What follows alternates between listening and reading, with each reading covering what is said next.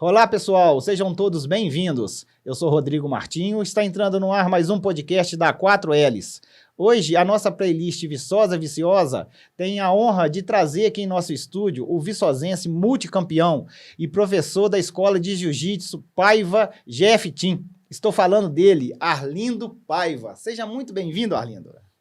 Queria agradecer, em primeiro lugar, aí, o Rodrigo, 4Ls, pelo convite. É uma satisfação muito grande estar aqui conversando um pouquinho com vocês. Pessoal, para você que está com a gente e ainda não é inscrito no canal, vai lá, se inscreve, deixa o seu like, ative o sininho para receber as notificações das novidades do nosso canal. Arlindo, fala pra gente, primeiro, quem que é o Arlindo Paiva? Arlindo Paiva, em primeiro lugar, é pai da Laura e da Liz, esposo da Paola, sou formado em Educação Física pela Universidade Federal de Viçosa, sou faixa preta 4º grau de Jiu-Jitsu e sou proprietário da Paiva Team e um dos líderes, um dos professores da EGF Team Viçosa. O Arlindo, você, juntamente com o Alexandre, o mais conhecido como Boi, foi um dos mais antigos, né, que nós temos aqui em Viçosa, que está ensinando Jiu-Jitsu, correto? Sim, sim. Fala pra gente aqui, como que começou a sua carreira no Jiu-Jitsu? Qual que foi sua inspiração? Se você tem um ídolo específico, fala pra gente. Sim. Eu comecei a praticar artes marciais em 92, comecei no karatê, fui para capoeira e um certo dia eu conheci o Marco Rondon, que em 89 veio para Viçosa fazer agronomia, era um carioca, faixa roxa do Marcelo Bering, falecido Marcelo Bering. E conheci ele por causa de cães, ele criava cães. Foi um dos pioneiros a trazer cães da raça Pitbull para o Brasil. Conheci ele no DCE, vi um cachorro amarrado na faixa roxa e a partir dali comecei a conversar com ele e tive esse contato por causa de cachorro. Aí a partir desse contato por causa de cachorro que eu fui conhecer o Evandro Pena, meu professor, e comecei a viver esse mundo e comecei a me apaixonar pelo jiu-jitsu. E mais ou menos em 99 para 2000 comecei a praticar o jiu-jitsu. Eu queria fazer parte daquela galera, eu queria me integrar a um grupo, né? Eu achava aquilo legal, era cachorro, era a galera do jiu-jitsu, era um tempo áureo do jiu-jitsu no Brasil, né? Naquela época tinha o Royce Gracie, que foi minha primeira inspiração, foi campeão do UFC em 96. Jiu-jitsu tinha aquela rivalidade com a luta livre no Rio e eu queria fazer parte, integrar essa família do jiu-jitsu.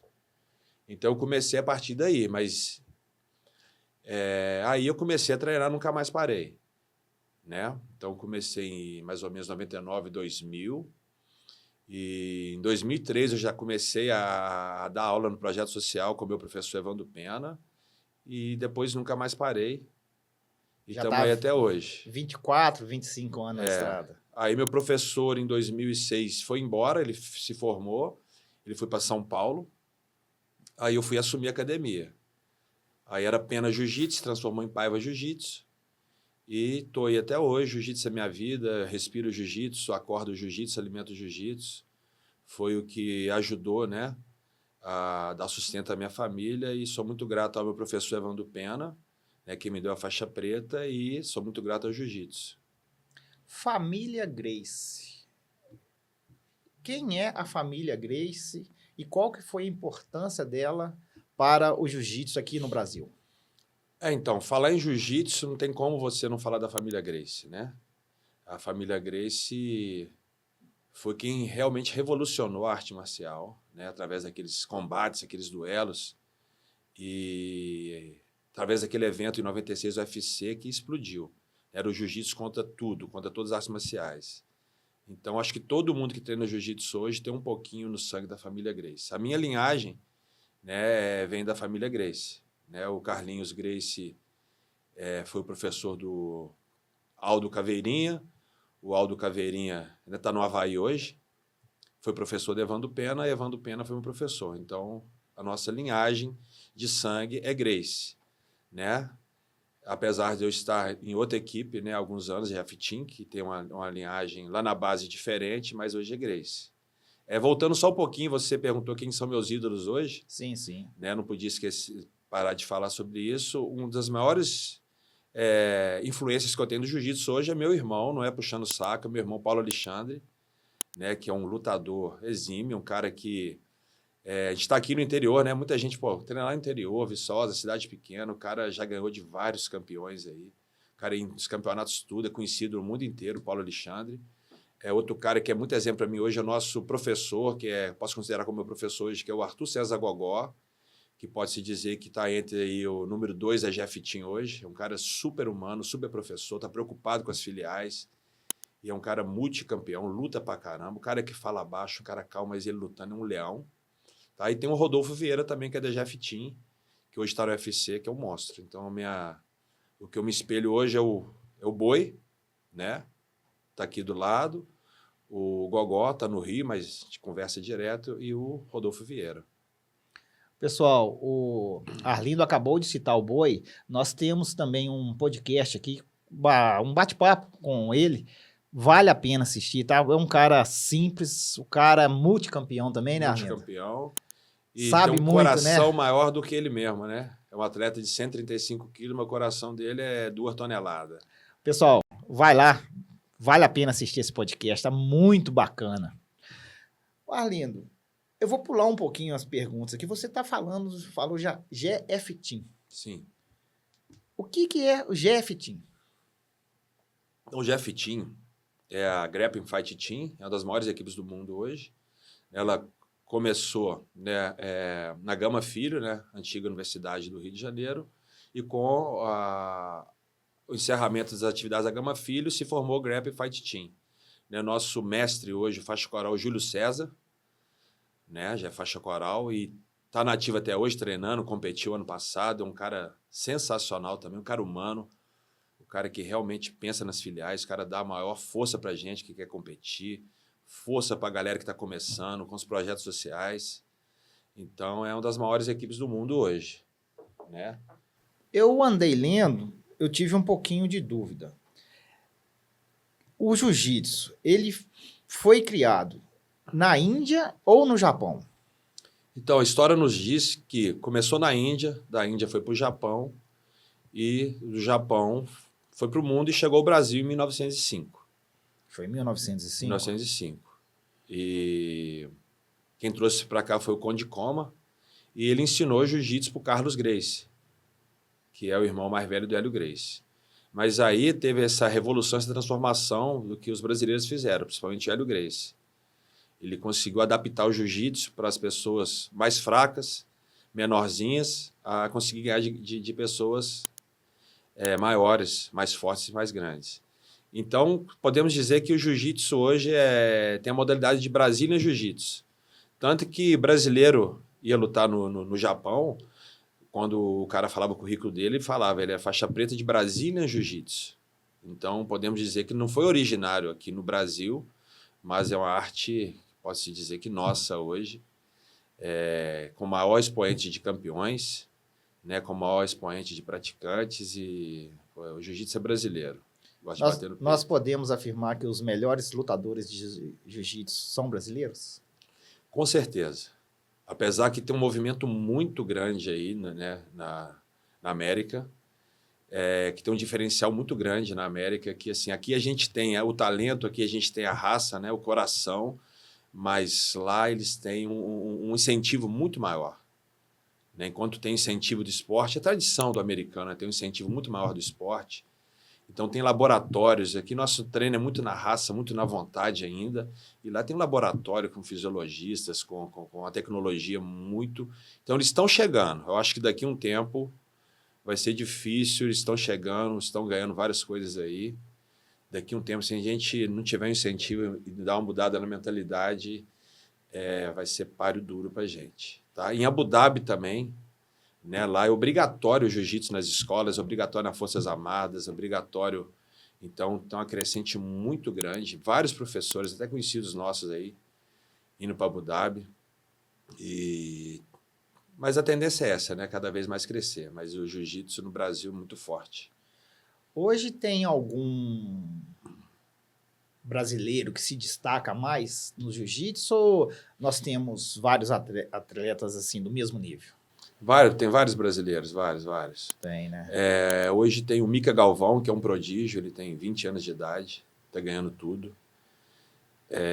Ele foi o mais jovem brasileiro a pegar a faixa preta, para entrar com processo na confederação para pegar a faixa preta antes, porque ele tinha ganhado vários títulos. Temos também o Nicolas Menegari, que está morando nos Estados Unidos, que é o número 1 hoje do jiu-jitsu sem kimono. Tem várias, são várias pessoas, mas esses estão destacando que estão ganhando muita grana e estão fazendo um trabalho diferenciado em prol do crescimento financeiro do jiu-jitsu.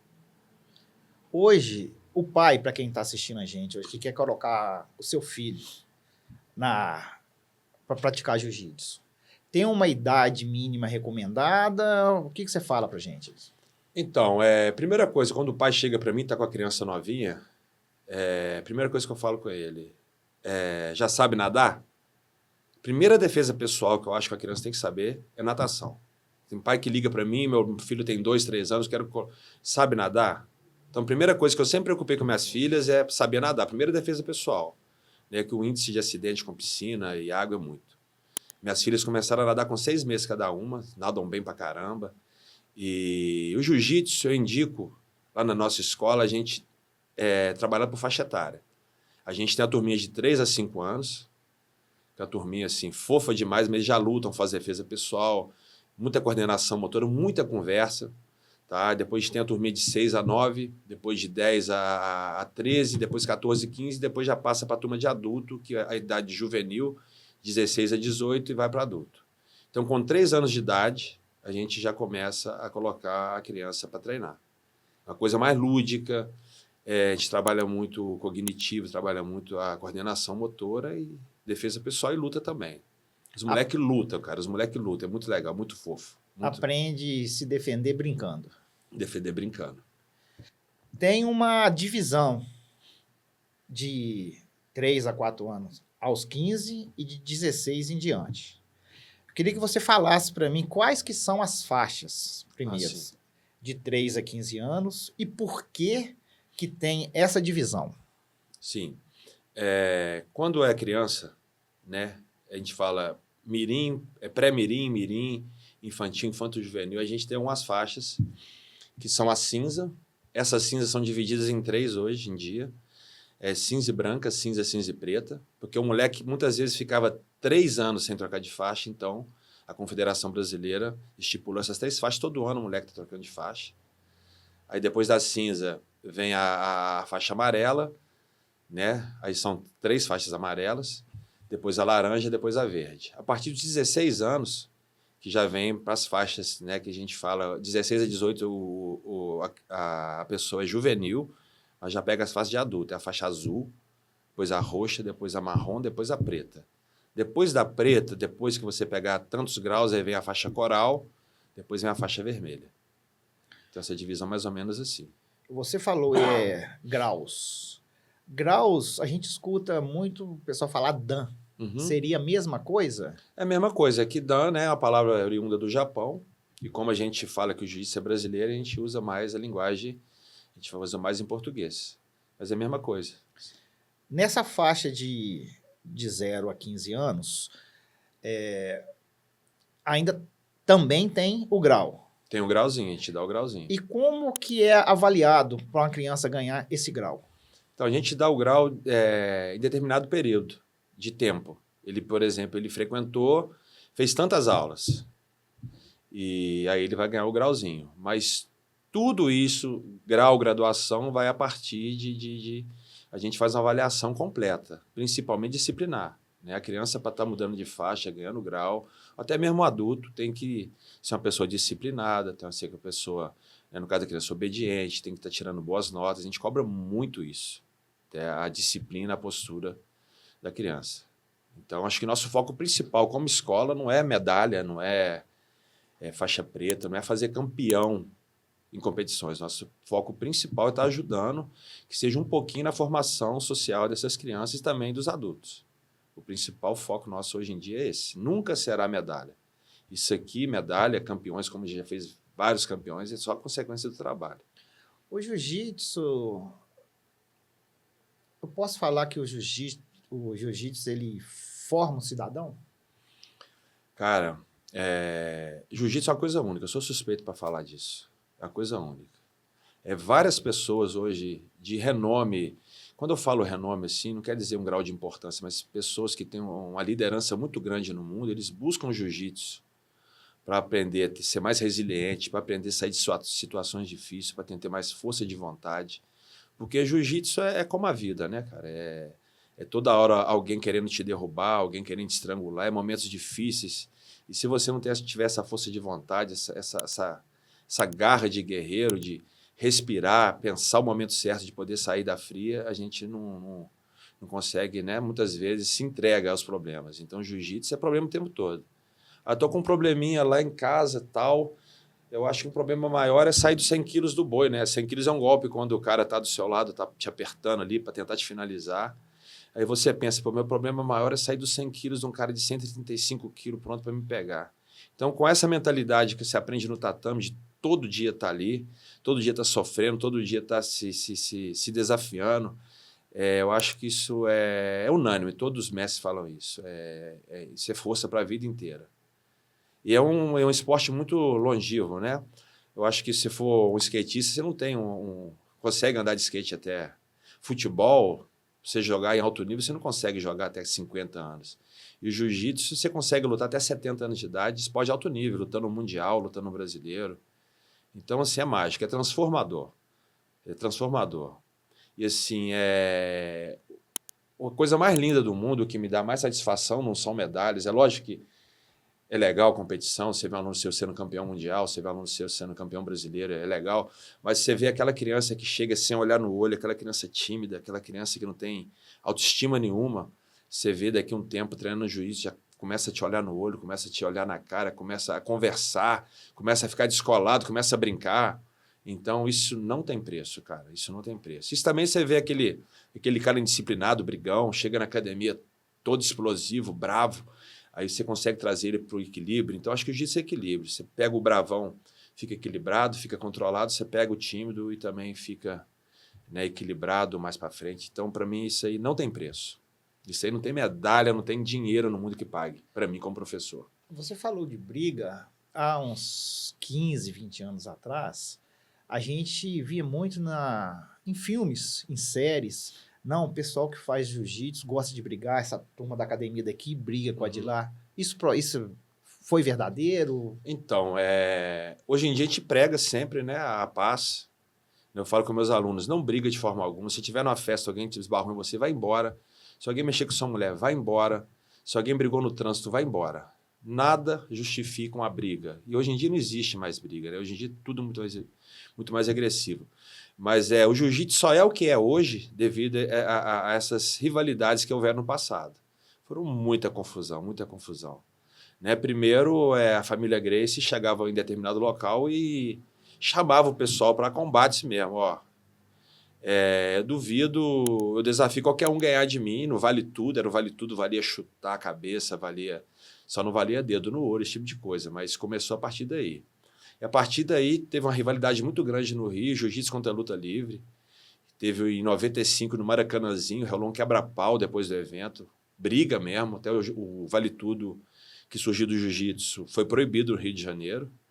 Depois rolou outras rivalidades, foi antes também da luta livre contra o jiu-jitsu, depois a família Gracie contra o Carlson Gracie, uma rivalidade muito forte no jiu-jitsu também.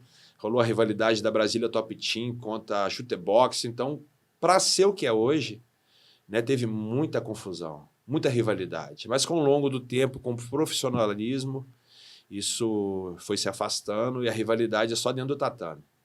Ali rola mesmo, quebra-pau, empurra, tem vezes que rola cabeçada, chute, mas acabou a luta, meu irmão, todo mundo é amigo. Aconteceu várias vezes comigo, a gente vai lutar, a gente fica mais eufórico, né? Na hora ali rola isso, mas depois da luta a gente se abraça, toma um açaí junto. Já visitei várias academias de pessoas que a gente lutou e hoje em dia não existe mais isso. Hoje em dia todo mundo é na paz, a gente luta no tatame e acabou a confusão. Né, galera? Quem luta, não briga. Pessoal, para você que está com a gente e ainda não se inscreveu no canal, vai lá, se inscreva, deixe o seu like, ative o sininho para receber as notificações das novidades do nosso canal. E peço também para ir lá na nossa página do Instagram, 4Ls Filmes, e seguir a gente lá. Ó, Arlindo, na faixa etária agora, de 16 anos em diante, quais são as faixas que tem de 16 anos em diante e qual que é o tempo que um atleta demora para mudar de faixa? Sim. A partir de 16 anos, a gente entra com as faixas, né, iguais aos adultos, faixa azul, roxa, marrom e preta. Né? Cada faixa tem um tempo mínimo pela confederação, mas em média, né, de branca para azul, a pessoa fica de 1 ano a 2 anos. E o resto das faixas também, em média, 2 a 3 anos. Né? Vai depender muito da frequência do aluno, né? Vai depender e da evolução dele. Certo? Mas se a pessoa treinar direitinho, 3 vezes na semana, né, em 2 anos, 2 anos e meio, ele já está mudando de faixa. Então, para pegar uma faixa preta, você leva aí de 8 a 10 anos de treinamento. Né? Você não parando, você treinando direitinho. E tem essa parte também que a gente cobra, né? Para mim, um faixa preta não é simplesmente saber lutar, né? Tem tudo aquilo, tem a questão disciplinar, né? Um faixa preta tem que ser um exímio exemplo para a sociedade, né? Não só na luta, mas tem que ser uma pessoa exemplar, uma pessoa equilibrada, uma pessoa que está disposta a servir e ajudar o próximo sempre, né? Então, são vários quesitos, não é simplesmente saber lutar. Hoje, o professor Arlindo, o que ele aconselha, o que você aconselha para os seus alunos, assim, em termos de dias de treinamentos? Você acha que treinar 1 vez por semana é suficiente, 2 vezes por semana ou 3 vezes? O que você aconselha aos seus alunos? Então, eu sou muito suspeito para falar disso, porque eu tenho a necessidade de treinar todo dia, de segunda a sábado. Jiu-jitsu, para mim, é viciante. Para uma pessoa que quer simplesmente praticar o jiu-jitsu, quer aprender a defesa pessoal, quer melhorar o condicionamento físico, que são 95% dos alunos de toda a academia, competidores são mínimos, né? Eu indico treinar pelo menos 3 vezes na semana, né? Porque para ter um ganho realmente, né, na melhoria na saúde e no treinamento. Uma pessoa que quer competir em alto nível tem que treinar todo dia, fazer preparação física, né, e buscar esses auxílios. Indico também, né, ter uma alimentação saudável, né, ter equilíbrio no uso de bebida. Eu, por exemplo, quem for competir, eu não bebo há 19 anos, não bebo, não fumo. Então tem que ter um controle, um equilíbrio muito grande com relação a isso. Mas um cara que quer praticar 3 vezes na semana, eu acho que está ótimo. Com um acompanhamento, o acompanhamento nutricional é importantíssimo, né? Importantíssimo, alimentação é tudo. Arlindo, uma curiosidade aqui. Em qual faixa que você pode dar a aula já de jiu-jitsu? Então, pela regra, na faixa marrom, com um professor responsável. Um que seja faixa preta. Um que seja faixa preta. Né? Ele seria um instrutor e o professor seria o responsável por ele. Mas a gente vê, né, faixas roxas dando aula. Até eu já coloquei faixa azul dando aula para projeto social, que são uma pessoa que eu tinha uma confiança muito grande. Eu estava ali em cima, né? Mas já faixa azul, alguns já dão aula. Mas o certo mesmo, né, pela regra, é a partir de faixa marrom. E assim, tem coisas que... Não quer dizer que a pessoa é faixa preta que é professor. Né? Isso não quer dizer muita coisa. Eu já vi vários atletas, cara, campeão mundial, que não servia para dar aula. Tá? E você vê aí faixa roxa, marrom, com a didática, com a postura, e muito boa para poder dar aula, certo? Então, eu acho que dar aula é muito mais do que saber jiu-jitsu. Dar aula realmente, eu falo que é um dom de Deus, né? Dar aula é uma responsabilidade muito grande, você está impactando vidas. Então, uma coisinha que você ensina errada, não só da luta, mas da vida, do dia a dia, você pode impactar. Você não ensina só jiu-jitsu? Não, jiu-jitsu é segundo plano, eu sempre falo isso com os pais, jiu-jitsu é segundo plano.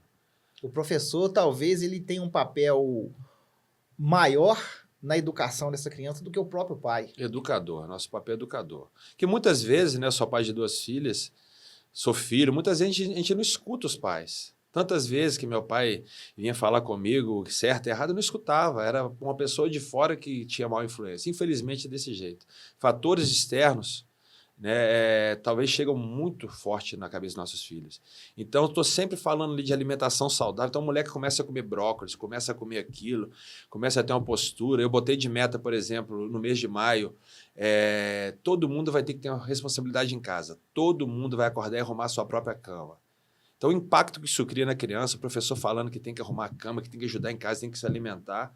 Muitos pais vêm me agradecer porque eles nunca conseguiram isso.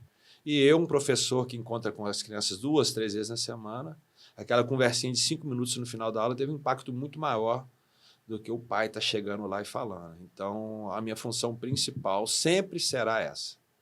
Falando em pai, seu pai também fez jiu-jitsu ou não? Não, nunca gostou, e não queria que eu fizesse jiu-jitsu. Até só depois de um tempo que a academia foi prosperar que ele foi aceitar isso. Porque ele achava que não tinha futuro, que não ia me dar dinheiro. Eu trabalhava com ele tinha uma firma de construção, eu trabalhava com ele nessa firma, e eu larguei tudo para poder viver esse sonho. E só depois de uns 2 anos que a academia começou a me render, que ele falou, caramba, o negócio deu certo, hein?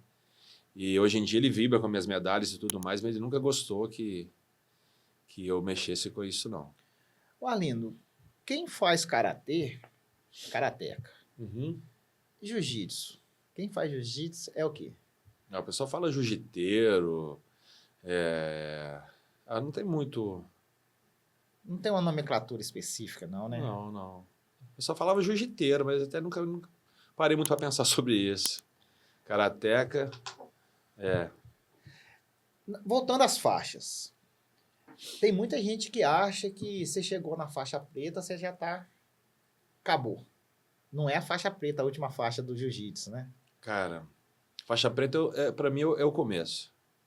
É difícil, assim, alguém ouvir e falar, pô, treinei 10 anos para pegar a faixa preta, mas na faixa preta, a mentalidade sua tem que mudar totalmente. Ali que realmente as coisas vão mudar, as coisas vão evoluir. Eu acho que até a faixa preta é muito sofrimento para chegar lá, depois as coisas vão fluindo, né? E existe o faixa preta, a pessoa que eu sou faixa preta, existe a pessoa que tem uma faixa preta. Né? Qual que é a diferença? Eu falo muito, vários faixas pretas param de treinar depois que pega a preta. Ah, sim. Cheguei no meu objetivo, sou faixa preta. E tem uma certa idade, cara, que a gente começa a ter uma dificuldade. Por exemplo, eu sou faixa preta, Master 3, quase Master 4. Então, eu cheguei numa fase que eu já estou passando perrengue com meus faixas azuis e roxas, que são adultos. Então, a questão da idade pesa muito. Então, você pega um menino lá de faixa roxa, adulto é de 20 a 30 anos, 18 a 30 anos, o cara está com 25 anos, está no auge da força, muito bom de jiu-jitsu já, e ele vai começar a dar trabalho, vai começar a pegar as faixas pretas. Então, se o cara não tiver mentalidade, né, tiver uma força de vontade, o cara começa... Já aconteceu com várias faixas pretas meus. Chegava naquela... O cara ficou parado aí 1 mês. Ele teve esse luxo de ficar parado, eu não fico parado. Aí chega na academia, um faixa roxa vai lá e dá nele. Então, o cara começa a ficar meio, pô, sou faixa preta, apanhando de moleque. Então, isso acontece muito. Então, jiu-jitsu é um lugar que seu ego tem que ficar do lado de fora. Isso vai acontecer. Eu costumo falar, a gente começa apanhando, a gente começa no meio tempo, a gente bate, depois a gente volta a apanhar. Quando eu falo apanhando ou apanhar, levar atraso em treino. Não existe isso. Quando eu entrei, a gente apanhava muito. A galera não tinha dado. Hoje em dia, não. Hoje em dia é uma escola, a gente tem uma programação de aula, a gente fica em cima. Né? Você vai sair de lá machucado, vai sair de lá surrado. Não existe isso mais, tá, galera? Hoje em dia é um negócio. Né? É um negócio. A gente tem vários alunos, a gente tem várias turmas, né? Tem uma galera, turma para iniciante, turma para graduado, turma de competidor. Então, quando eu falo assim, apanhar, até eu falo isso nas aulas, um pouco que assusta, mas é a questão do treino, é treino difícil, é passar sufoco. Então, não é nada de apanhar, de se machucar não, tá, pessoal? Parece que tem até uma... Eu não sei se é uma gíria, né? Acho que vamos fazer um rola. Tem alguma coisa assim, não tem? A gente fala rola, são os fights, são as lutas, né? São as lutas, né? Então, toda aula, a maioria das aulas, né, tem o aquecimento, a parte técnica, tem alguma parte específica, e no final sempre tem que ter o rola, a luta, que é a parte que você vai colocar em prática, que você aprendeu, a parte que te dá mais preparo físico, a parte que te dá essa pujança física aí, é a parte mais gostosa, né? Arlindo, eu já estou curioso para me chegar falando dessas medalhas, falar desse cinturão aqui, mas eu quero finalizar esse assunto nosso das faixas. Faixa coral. O que é a faixa coral? Então, a faixa coral simplesmente é uma faixa que você vai pegar de acordo com o número de anos que você tem de faixa preta. Então, a gente vai pegando os graus, em determinado grau você pega a faixa coral. Mas você tem que estar nativa, né? Por exemplo, você é professor, você está dando aula, você está lutando, aí depois de tanto tempo, depois que você pegou tantos graus, você pega a faixa coral, depois de tantos graus você pega a faixa vermelha. Então, os graus iniciais são de 3 em 3 anos, depois de 5 em 5, depois de 7 em 7, e o último, se não me engano, são 9 anos. Eu vou pegar minha faixa vermelha com 72 anos. 73 aqui, exatamente de 19 anos, não 29 anos. Poxa, então a gente consegue chegar nessa faixa coral no mínimo com 50 anos, praticando. Cara, são 31 anos de preta. 31 anos de preta. 31 anos de preta. Então você pega aí, em média, 10 anos para pegar a preta, mais 31 anos, 40 para 50 anos. 40 para 50 anos. Não estou muito ansioso para chegar a essa data ainda não, tá, pessoal? Uma outra dúvida aqui agora. Hoje você é o professor, é sensei. Uhum. Fala pra gente qual que é a diferença de sensei para mestre. Então, vários alunos chamam a gente de mestre, né? Até sempre bato na tecla. O certo, o faixa preta é professor. Né? Depois que ele pega a coral, ele vira mestre. Né? Muita gente, pessoas chamam de mestre em forma carinhosa, mas o certo, né, é professor. E muitas pessoas, né, nada contra ninguém, sem julgar, mas muitas pessoas se intitulam mestre de faixa preta, né?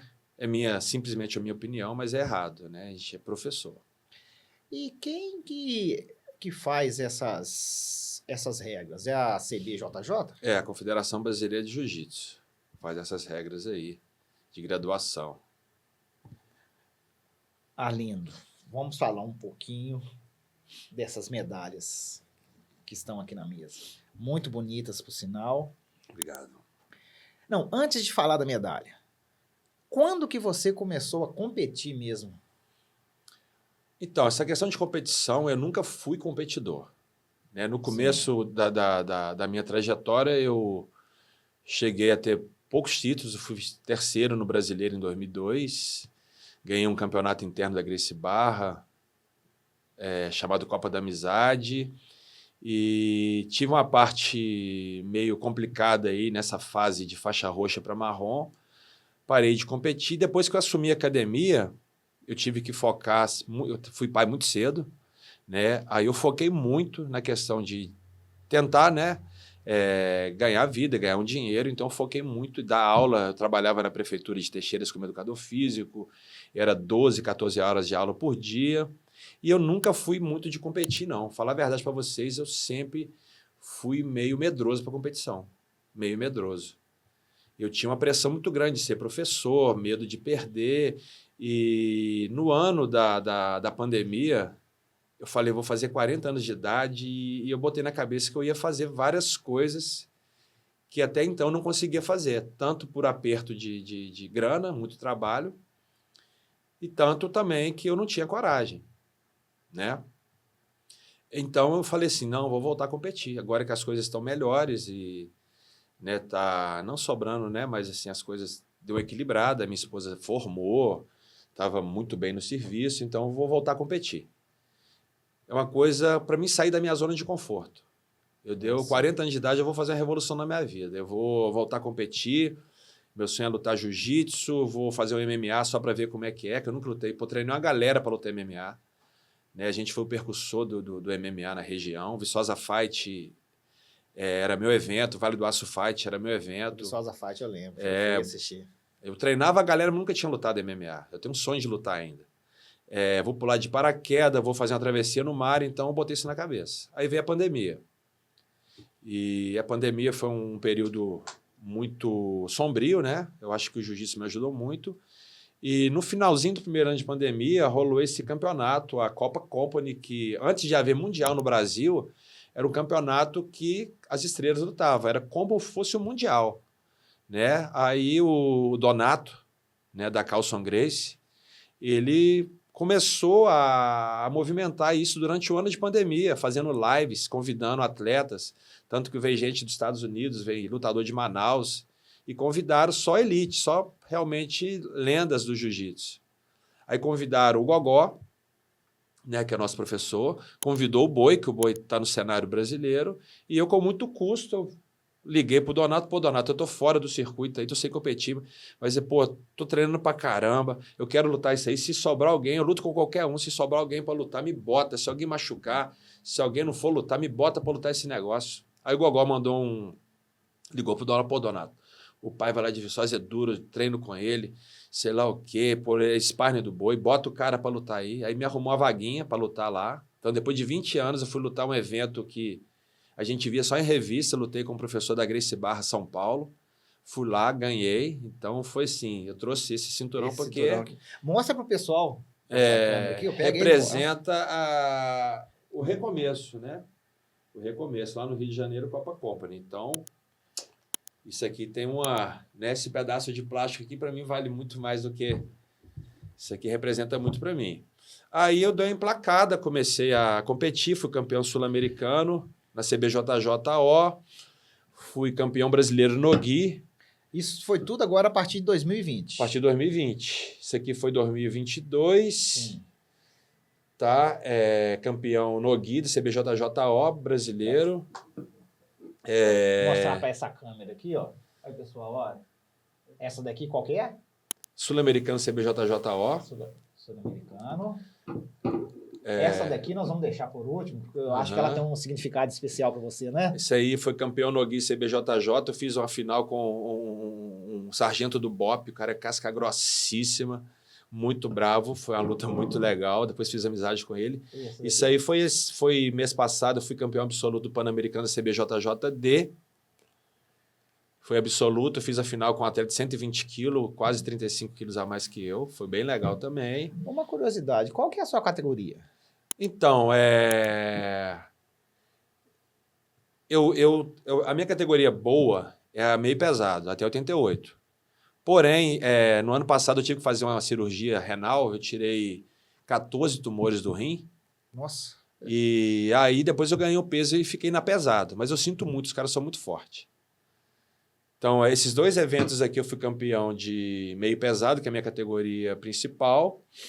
E aqui eu já estava de pesado, mas agora eu consegui, né, a voltar para meio pesado, com muito custo. Mas depois dessa cirurgia eu sofri um pouco a voltar a treinar e perder esse peso. Mas a minha categoria principal é a meio pesado.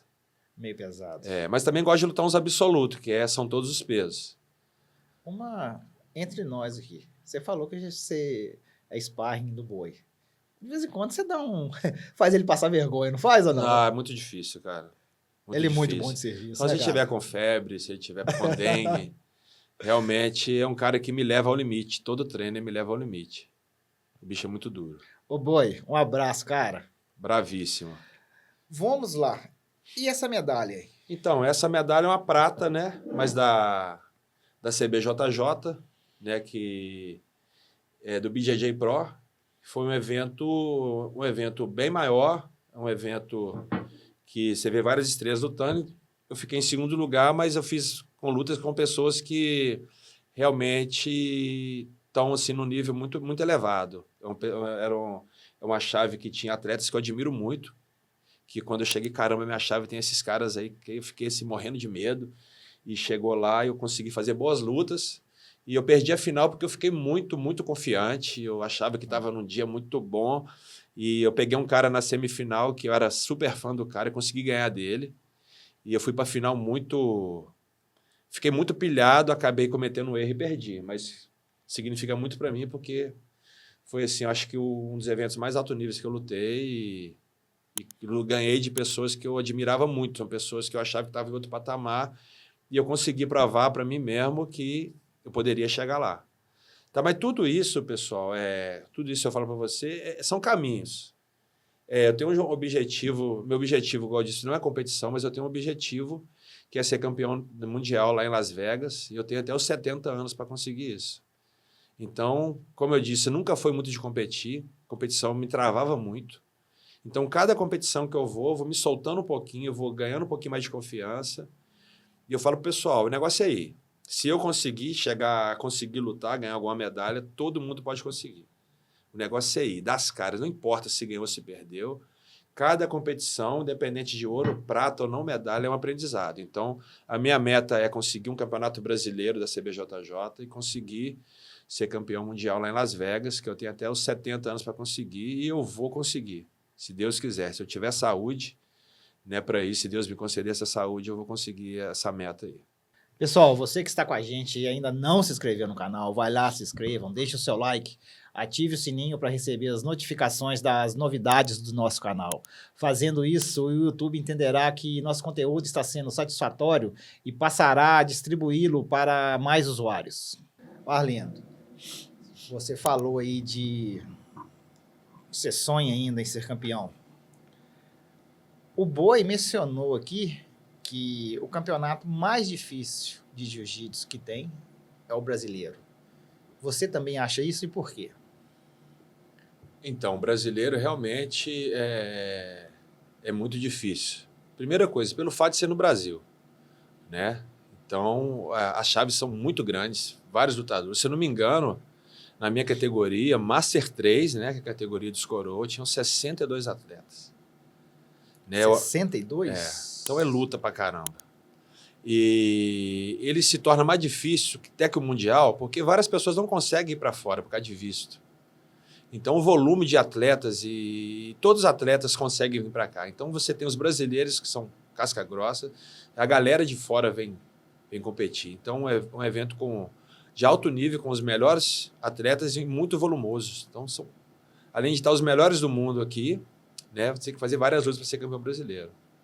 Então, por esse motivo aí, eu acho que o pior, o campeonato mais difícil do mundo é o brasileiro.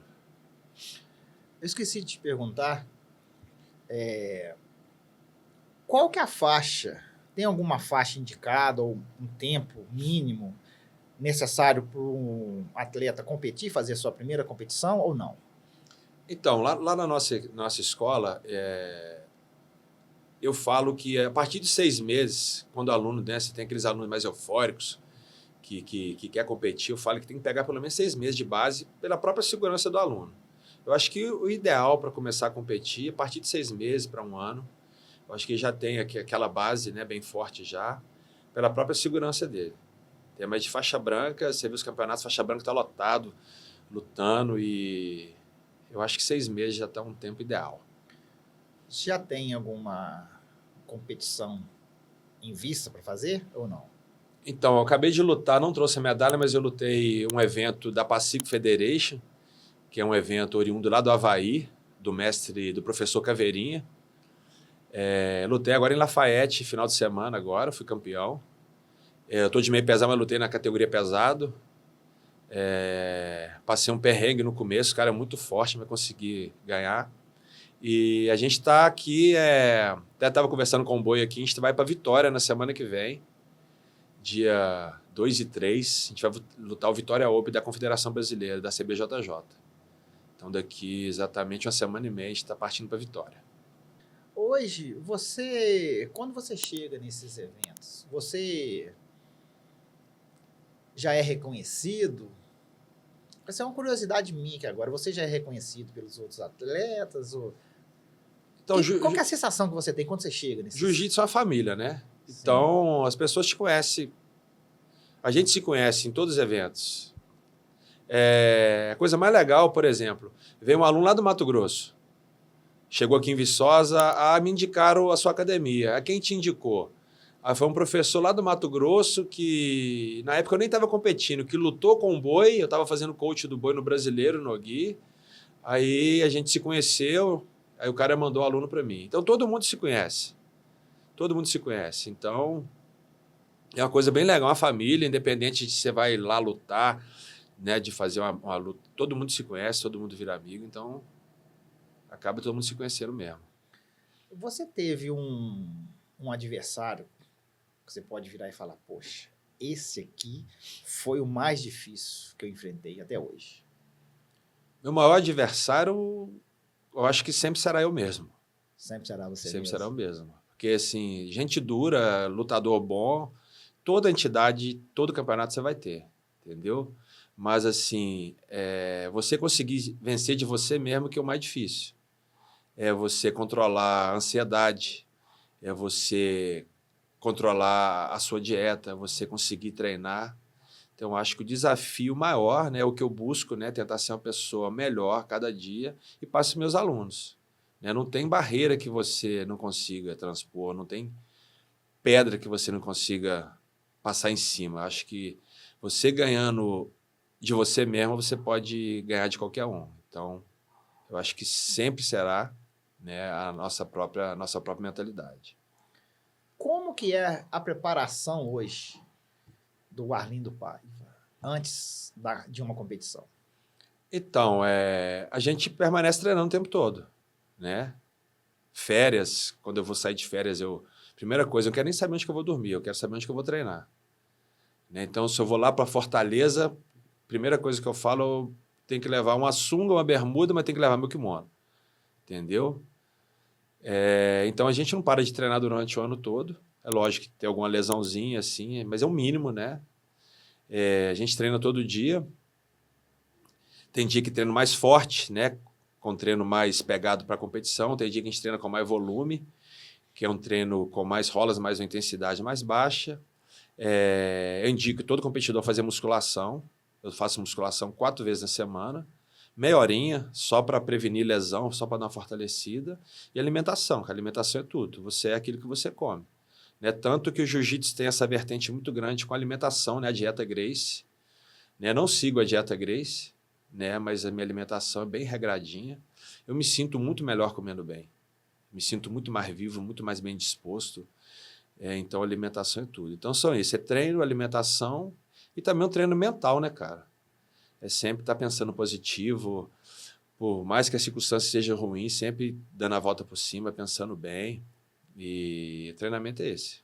Família também manda muito, né? É um ponto que eu acho que a minha base, eu sempre falo, para mim, é Deus, família e jiu-jitsu. Né? Então, tudo tem que estar em paz na família. A família em paz, o resto tudo flui. Treino, trabalho. Então, eu acho que Deus, família, né, são as coisas principais da nossa vida. Arlindo, hoje, quais que são as principais academias hoje que tem no Brasil? Então, mundialmente falando, a gente tem um ranking, né? Um ranking que a da CBJJ faz, né? Todos os mundiais. A Gracie Barra, pelo fato de ser umas pioneiras, pelo fato de vários fatores, até a Confederação Brasileira é do Carlinhos Gracie, dono da Gracie Barra. A Gracie Barra hoje é a maior academia do mundo. Né? A GF Team fica ali entre segunda e terceira. Então, acho que Gracie Barra, GF Team, Aliança estão entre as 3 maiores do mundo aí, em nível de competição, em nível de filiais, são filiais do mundo inteiro, e nível de número de alunos também. GF Team. O que te levou para a GF Team?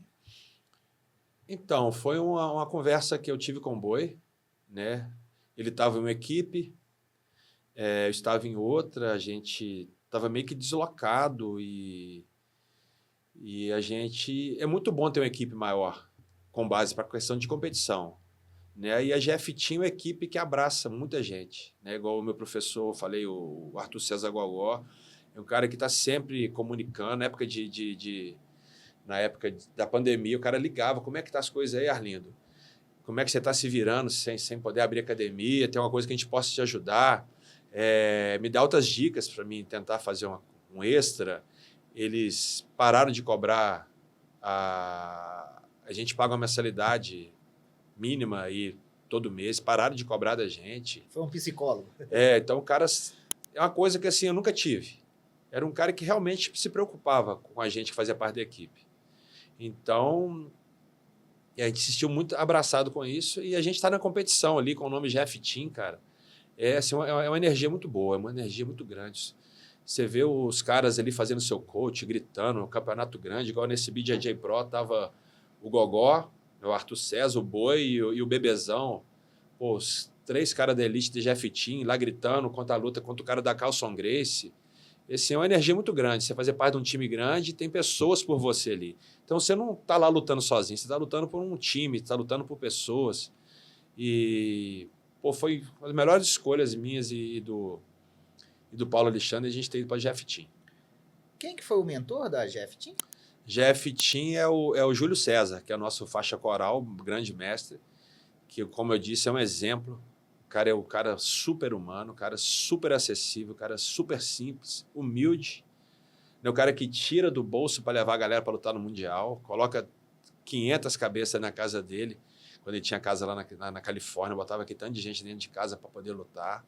Realmente é um paizão para a galera. O Boi, eu me recordo aqui que no podcast ele falou que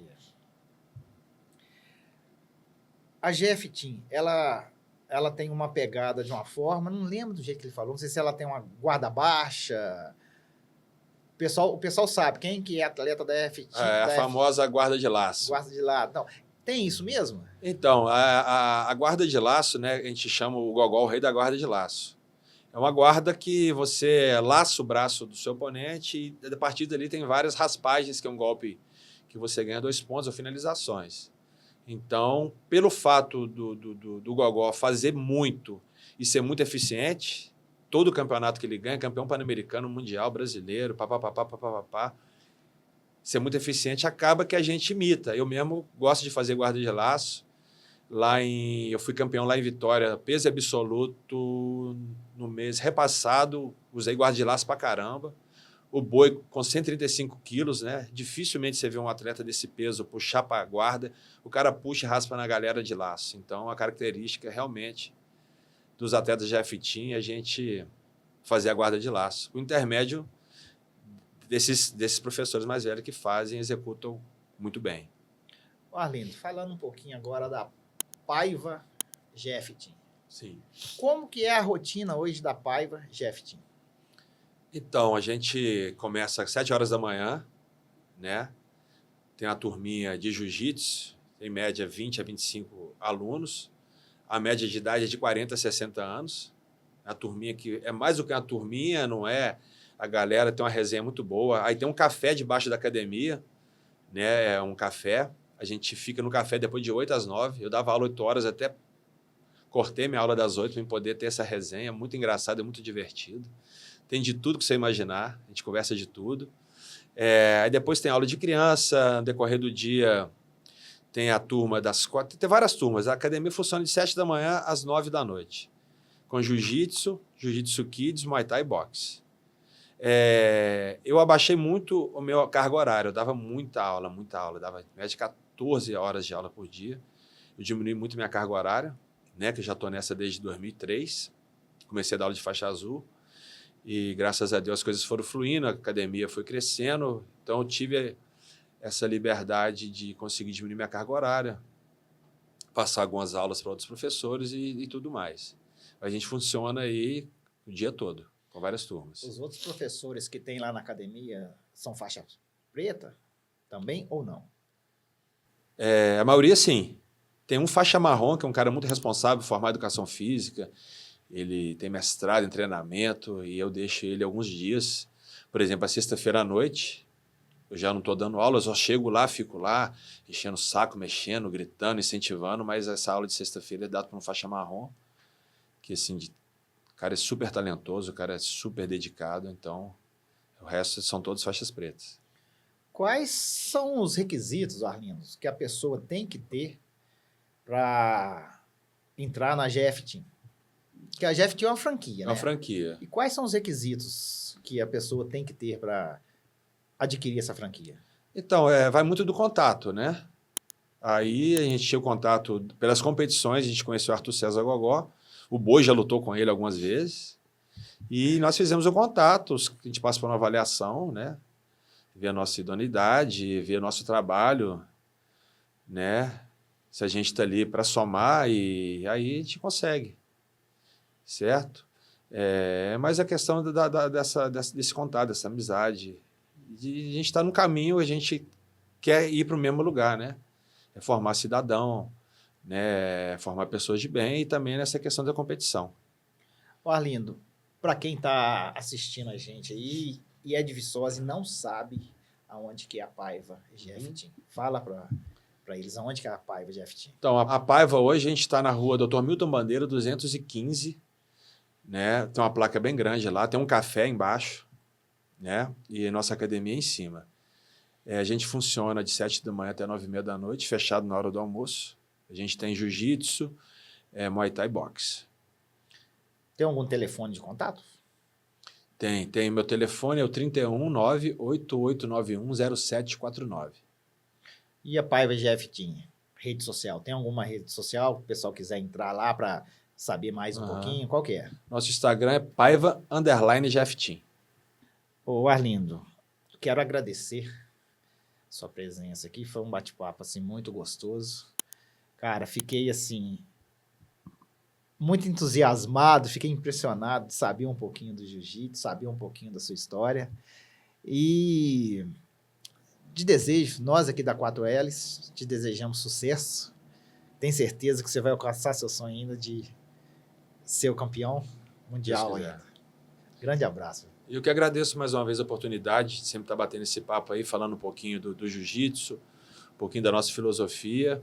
E queria dizer, quem quiser fazer aula experimental, a gente está à disposição, independente de idade, independente de condição física, a gente está lá para poder ajudar, para poder somar, para tentar trazer uma felicidade, um bem-estar melhor na sua saúde física e mental. Né? Quero fazer o convite, né, para você também, já fez judô, você fazer aula experimental lá, tem nossa turminha dos coroas de manhã, ou treino da tarde ou da noite, qualquer turma, você pode chegar lá e fazer aula experimental, que eu acho que você vai gostar muito, tá? Tá vendo, Dudu? Você pode ir coroa Dudu também, também, né? ó. Você pode ir lá, tá? Vocês são jovens ainda, pô. Pessoal, você que acompanhou a gente até agora e ainda não está inscrito no canal, se inscreve aí, deixa o seu like, ative o sininho para receber as notificações das novidades do nosso canal. Tem muita coisa boa chegando aí. Até o próximo episódio.